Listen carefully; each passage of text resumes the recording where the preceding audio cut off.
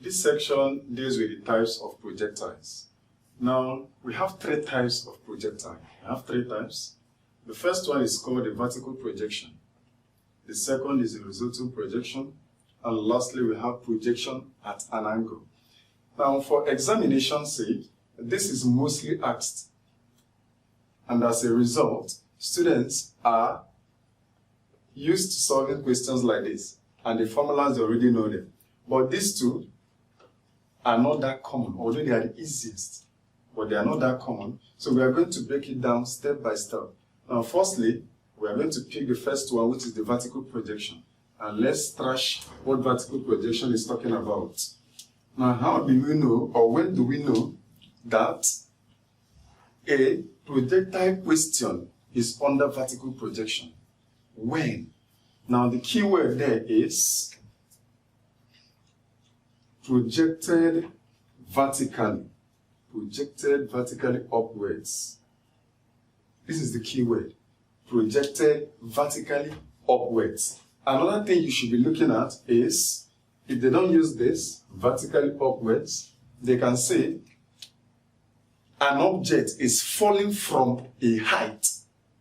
An object is falling from a particular height. So falling, this is key word, this is falling from a height.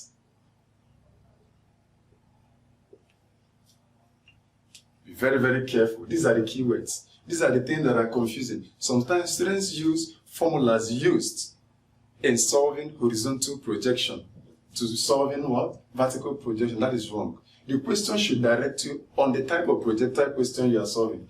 So the first is projected vertically upwards.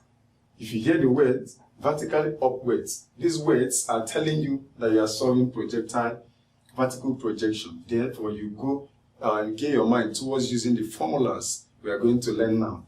Now here, another thing you can hear is an object is falling from a height. Falling from a height. We are talking about vertical projection. Now let's illustrate, or the important things we need to know this. If you throw, I can make this marker a projectile. If I throw this marker up, it will come exactly the same way, down. Now this has two parts. First, if I throw it up, it comes down. Look at what is going on. Before throwing it, it was at rest. Before throwing the marker, here, no movement, it was at rest. Therefore, the initial velocity was 0. Now,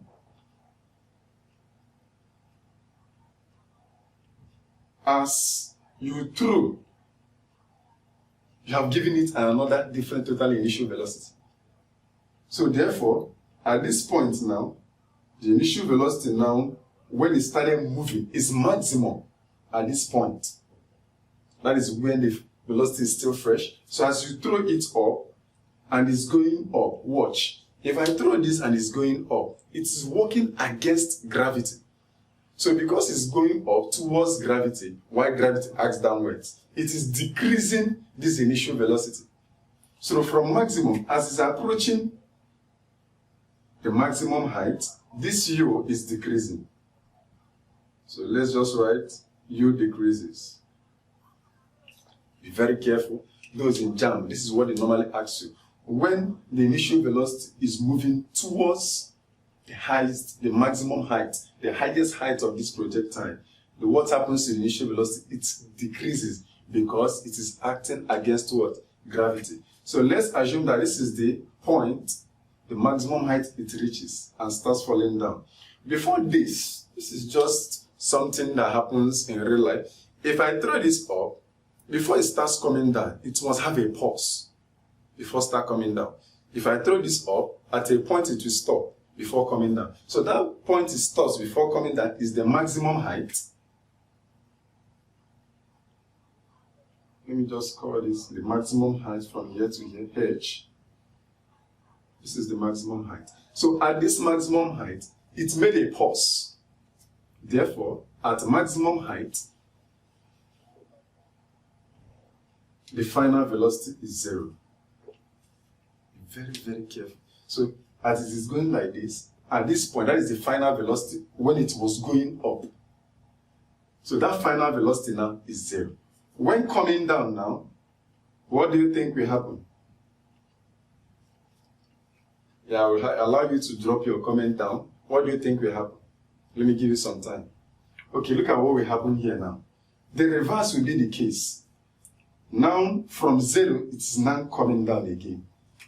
At this point, the initial velocity now, this becomes initial. Remember, when coming down, this is where it starts. Just like when it started here, it was 0.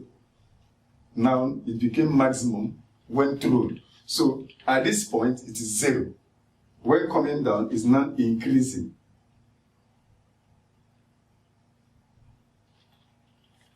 So, you keeps on what? Increasing until it falls back down again at the ground level. At this point, the velocity is also back to what? Maximum. This will be equal to this. So the velocity will be maximum. So another thing they normally ask you is calculate the velocity before hitting the ground. Calculate the velocity before hitting the ground. So that velocity is called the maximum velocity, which is simply called Vmax. The maximum velocity. Velocity before hitting the ground. So we are going to look at the formulas concerning this. Remember, the three terminologies here is the time of flight, the maximum height, and the range. If you watch this particular question, and from my explanation, range can never be asked under vertical projection. That is where students get it wrong. This diagram did not explain everything well, because by right, this is how the diagram is supposed to look like. If I throw this marker up, it falls down like this. So there is no horizontal distance covered by this projectile. It does not exist. Here, I decided to give it a little bit space because of I want to show the maximum height. But by right, this is how it's supposed to look, and I want to explain how U increases and decreases. But in the actual sense, in real life, if I throw this up, it goes up, it comes down the same way. So no horizontal distance is covered. So since there is no horizontal distance covered, therefore range does not exist. Because range simply means the horizontal distance covered by a projectile from the point of projection to the point of landing. In this case, it does not exist. So the only place they can ask you range, anytime you hear range, just know that range is talking about other types of projectile. It can never be vertical projection. Never. So let's go over to the first terminology, which is the time of flight. Now, there are two things we found here. One is that at maximum height, the final velocity is 0. Be very careful with that. So at h, which is the maximum height, we use capital H to denote height because this can have different heights. They can ask you to calculate the height here, from here to here. At that point, it's not maximum, it's the small h. They can ask you here, you have different height, but the maximum before coming down is capital H. So at maximum height, V is equal to 0. Note that. At maximum height, the velocity is always equal to 0. Now, what is the time of flight? The time of flight is denoted with capital T. Capital T is the time of flight. We have time of flight. We have time to reach the maximum height. We only have the time from falling down from a place. We have different times. But anywhere you say capital T, it's talking about the time of flight, the total time. For instance now, if they ask the total time taken by this projectile here, it is the time from this point of projection up, down. The total time to take that particular object or this marker to go up and come down is what you call the time of flight. Now, but sometimes they will ask you, what is the time it will take that projectile? Let's say that that projectile or there's a body is projected vertically upwards. What is the time it will take to reach this maximum height here. In that case, we are not talking about the time of flight t. We are talking about small t, time to reach the maximum height. In this case, we are going to have two t's. Let's call this one time to reach the maximum height, t1, which is this side. When it is going up, let's call it t1. We have another time, which is now coming down from a point, from this point down. Let's call it t2. So this becomes t2. Time to reach the maximum height, we call it t1. Time coming down from the maximum height to land, we call it t2. Now let's see how this thing works. Be very careful here. This is going up. We are going to make use of anything that is going here. You make use of the three equations of motion. Recall the equations of motion. Linear motion is this. U plus AT, that's the first equation of motion. The second one says S is equal to UT plus half AT squared. While the third equation of motion says V squared is equal to U squared plus 2ES. Let's touch this a little bit before I explain this. This will help a lot. So this is just a sidewalk. Now watch. This is equations of linear motion. Linear motion means a motion that is not affected by gravity. So here we are dealing with acceleration, just ordinary acceleration, linear acceleration. Now, but here is under gravity. What does that mean? This changes, V changes to U plus or minus GT. The acceleration that is now acting is gravity. We are no more talking about linear acceleration. So anywhere you see A, it changes to G. Now here, we are not talking about a horizontal normal distance here. In some cases, except in rare cases when the horizontal distance is range. Or anything distance, for instance height, this changes to height, is equal to, can use small h, U T plus or minus half, this also changes to G T squared. Now we talk about this, we have V squared is equal to U squared plus or minus 2G. Anywhere I see S, I'll still use H. So this is the formula, the equations we are going to use to derive anything we are doing in this particular topic. This deals with gravity. Why this deals with what? Acceleration, normal acceleration, linear motion. This is dealing with gravity. So anything we are doing, we are making use of this. So the question now is, when do we use plus? And when do we use minus? That's the next question. When do we use plus? And when do we use minus? We are going to see that once we start proving this.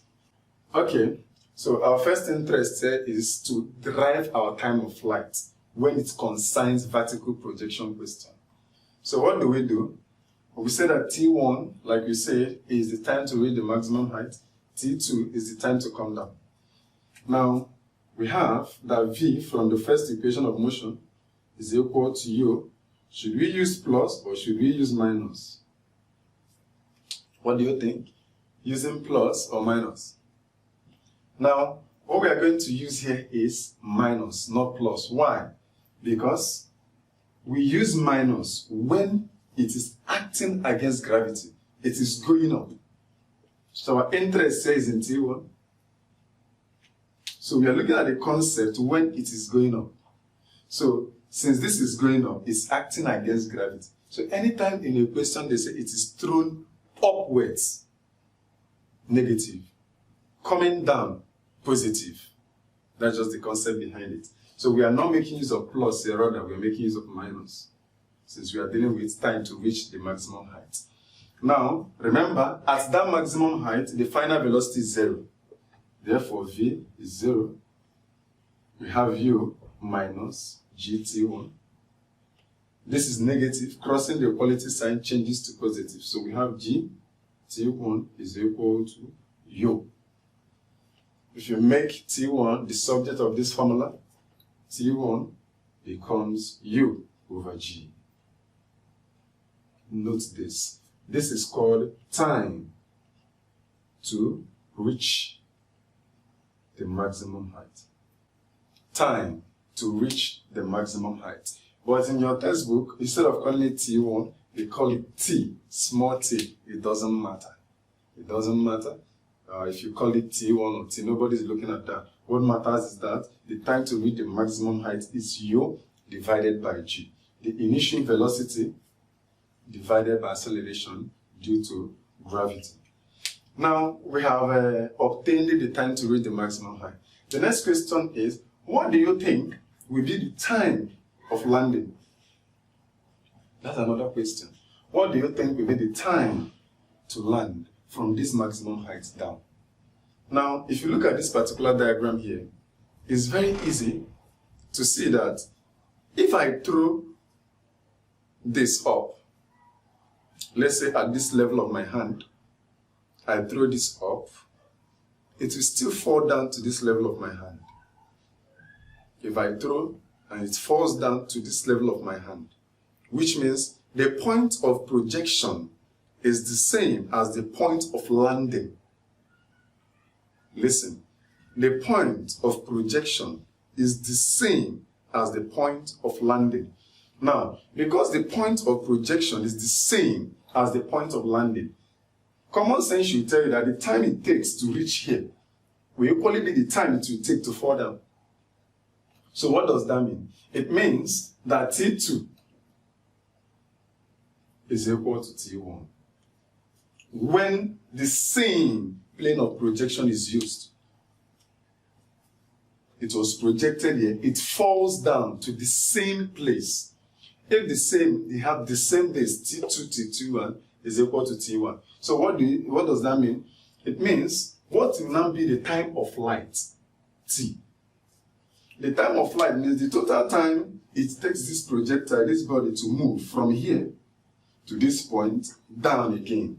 That is the time of flight, which is simply addition of T1 plus T2. The time it took from here to this point is T1. The time from here down to this place is T2. So this plus this gives us the time of flight. So know when they're asking you time of flight and the time to reach the maximum height. So with what we have gotten now, we can see that T1 and T2 are equal. T1 and T2 are equal, so we can replace T2 with T1 here. They are equal. So anywhere we see T2, we can call it T1. So we have that T, which is the time of flight. T1 plus T1 is 2T1.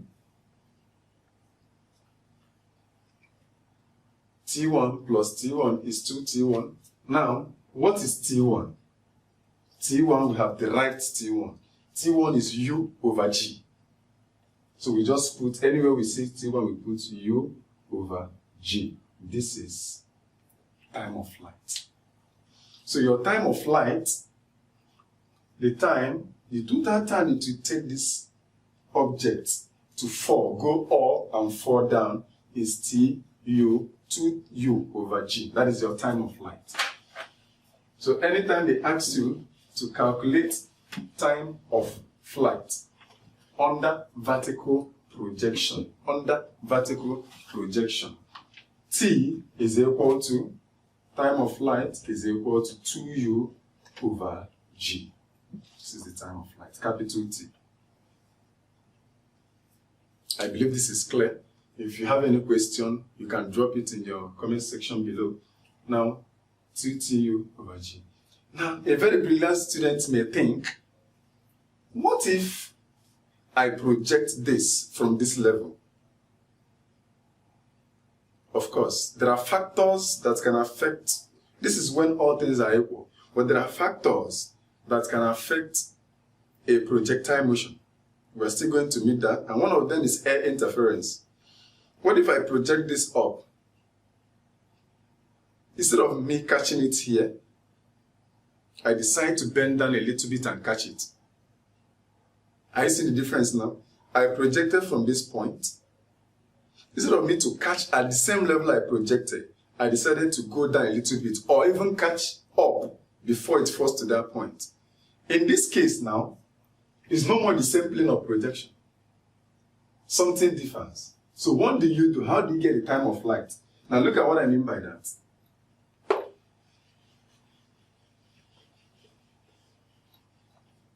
I projected at this level. This is my level of projection. Instead of falling down to this level, again, I decided to catch it at this level. This is my point of projection. This is the point of landing. No more the same. Or I can decide, I project at this level, I decide to catch it at this level. Everything has changed. Therefore, you cannot use this as your time of flight. The concept of time of flight is not you should cram the formula, just for you to understand what it means. Time of flight simply means what is the total time it will take for that flight. That is all. For this particular formula, you will use it if you read your question very well and you find out that they did not mention that it's for at a different place entirely. If nothing like that was mentioned, just use this direct. But if the exam question specify, they say, from your reading, you find out that it's different plane of projection. Now, in that case, T1 still remains T1. T1 is the time to reach the maximum height, which is T1 is U over G. Now, what is T2? That is where T2 differs now. T2 is when it is coming down. We have a particular formula for that. Now, T2 is square root of 2H over G. This formula, very, very important. Anytime you have different plane of projection. For instance, they can ask you, a stone or a mango tree is on a tree and it falls down from the tree. Have you seen it now? Where is the point of projection of that mango? The tree. Where is it falling? Down on the ground. The projection now, the point of projection and the point of landing are totally different. In such question, your time of flight, in this particular one now, T1, your time of flight is T1 plus T2, which is U over G plus square root of 2H over G.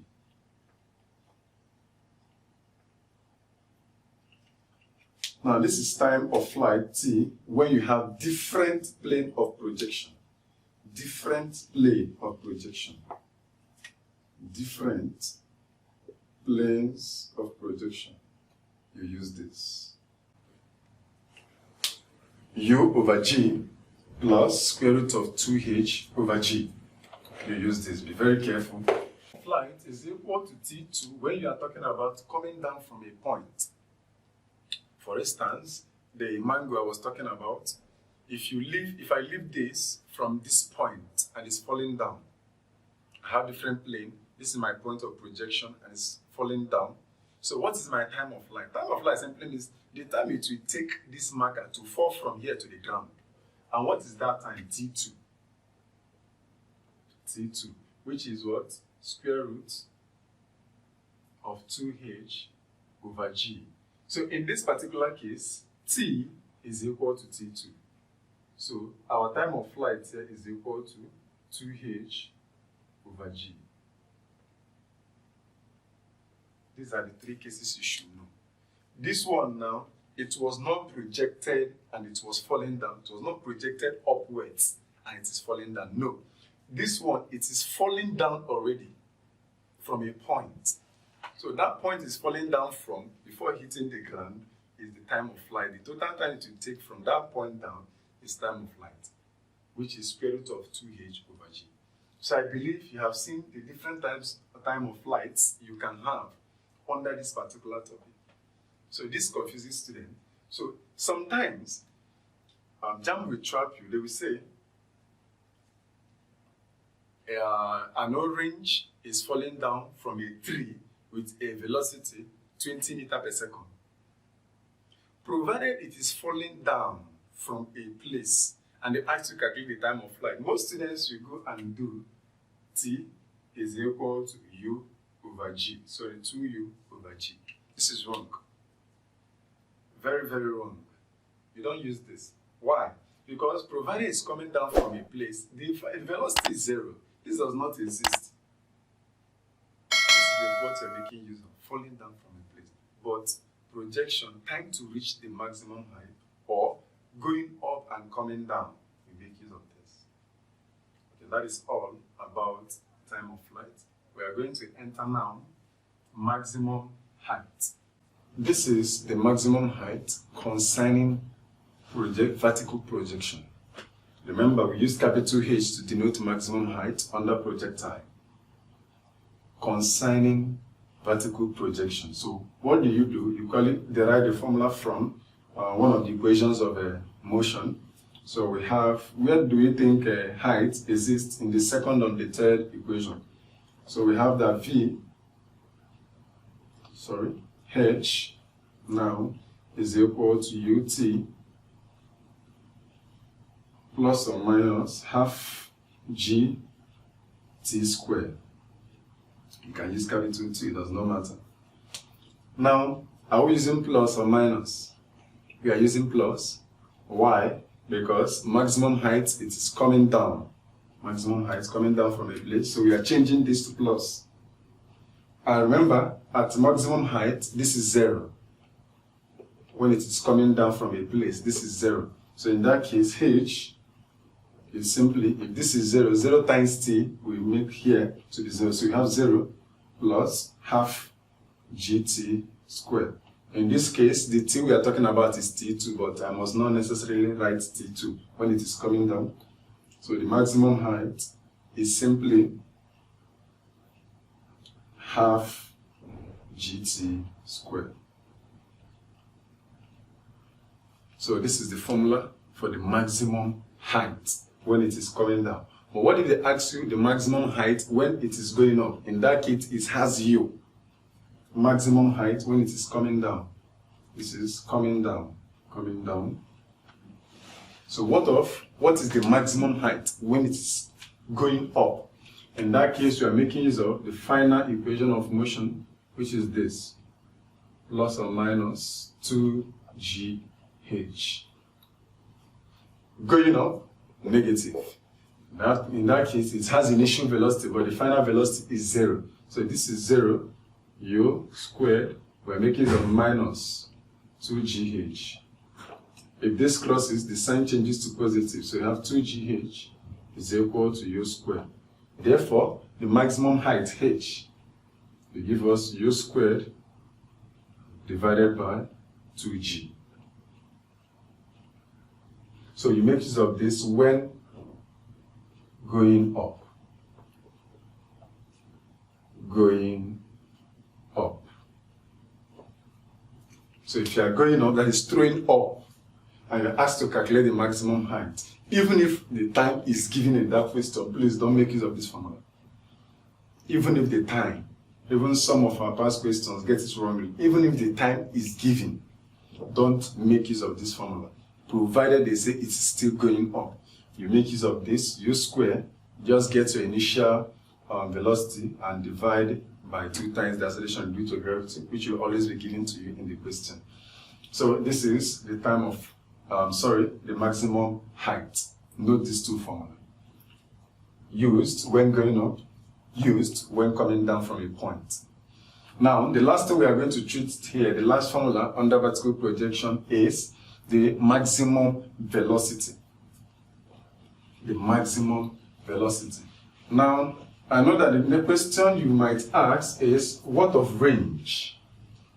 What of range? Why is range not happening? I have showed you the reason from the onset of the video. I told you that range does not exist in vertical projection because there is no horizontal distance covered once something is projected up and falls down. No horizontal distance is covered, just going to some way. It can fall in different plane, but it can never make a shift. So it's just going up, coming exactly the same way. So nothing like that, nothing like range under this. So we are just going to treat, but range exists in other times. We're going to see that. Okay, here, the maximum velocity is what you call velocity before hitting the ground. The velocity before hitting the ground. Before hitting the ground.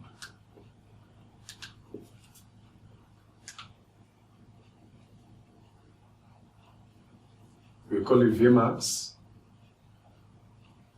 the velocity before hitting the ground. Or sometimes it may not come directly this way. They can say the velocity before landing.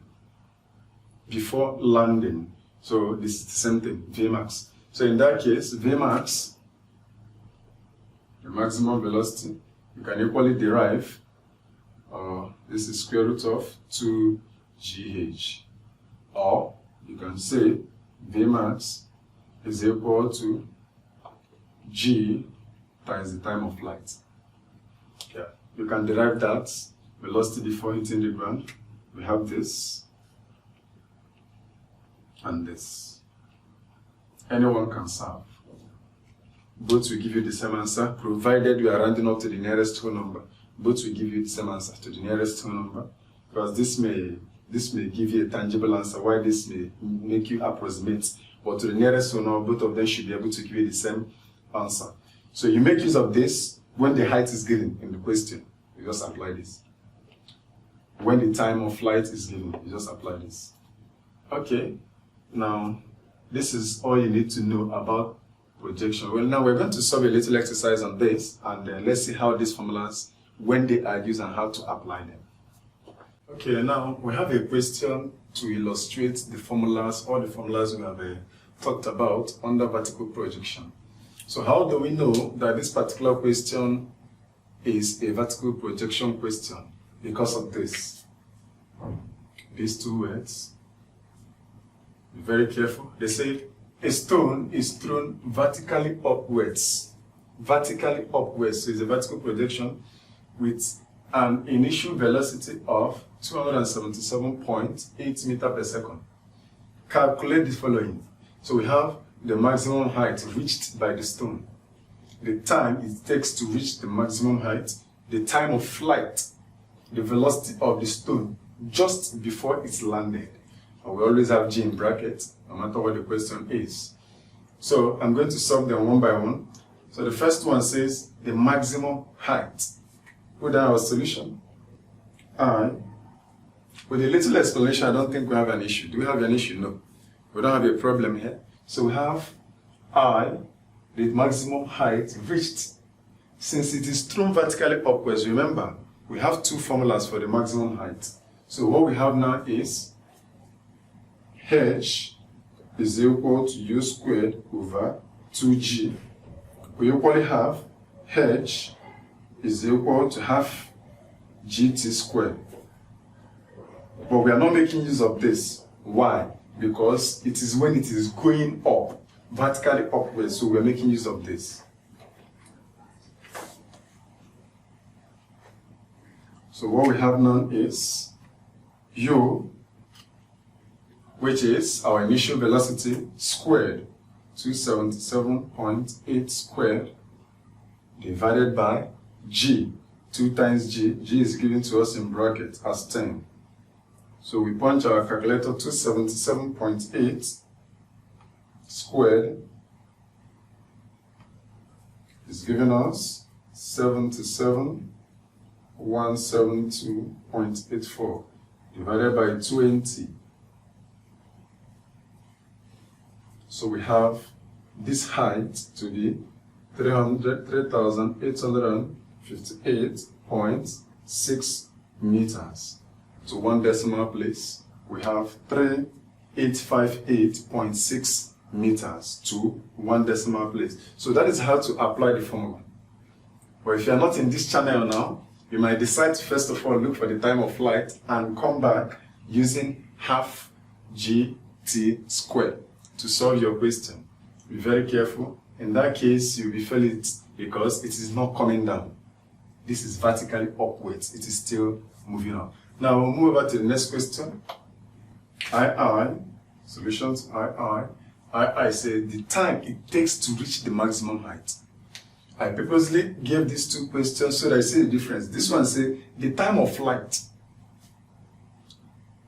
This is telling you they are not the same thing. Time to reach the maximum height is T1, the one we call T1. And what is the formula for that? It is simply U over G. Time to reach the maximum height, U over G. So what is our U? 277.8. G in brackets is 10. When you divide this, we have what? 27.78 seconds. Time to reach the maximum height, 27.78 seconds. Okay, now the next thing we have here, III, the time of flight. Now in this question now, where nothing was mentioned, it wasn't mentioned that after throwing the stone up, it fell at a totally different place entirely. Since it was not specific, we are assuming that the stone fell the same place it was projected. Always assume that, except otherwise. So what we have is time of flight T, when the same plane of projection is used, is 2U over G. 2U over G. So what we have here is 2 times U is 277.8 divided by 10. So when we put this in our calculator, we have 2 times 277.8 divided by 10. So what we have is 55.56 seconds. 55.56 seconds. So this is the time of flight. Have you seen that it's bigger than the time it takes to reach the maximum height? This is the time it will take the stone to reach the maximum height and come down. Another person may decide to solve it this way. Since we have gotten this and it's the same plane of projection, the time to reach the maximum height, we know that T is equal to 2T. This is the same. That is 2 times 27.78. If you do this, you still get the same answer. So it doesn't matter, provided it's the same plane of projection. Now we have the last question here, which is the velocity of the stone just before landing, before it falls to the ground. That is Vmax, that maximum velocity. Vmax. From our formula, the Vmax is square root of what? 2GH. This is square root of 2 times 10 times, we have calculated our maximum height to be 3858.6. So when we point this in our calculator, what do we have? So we have square root of 7712. And square root of 7712 is giving us, okay, if you take the square root of this, you will have, it will give you back this 277.8 meters per second. That is telling you that it is the same plane of projection. If you missed our previous video or the beginning of my explanation on this vertical projection, you find out that the initial velocity to start with will be equal to the Vmax because it's going up, it is decreasing. Coming down, it will increase back to this again. So that is why we are having the same answer. For more exercises, click on the exercise section and you see so many exercises. Go to the past questions, both Jamb and WAEC. We treated a lot of questions on this. We see in our next video.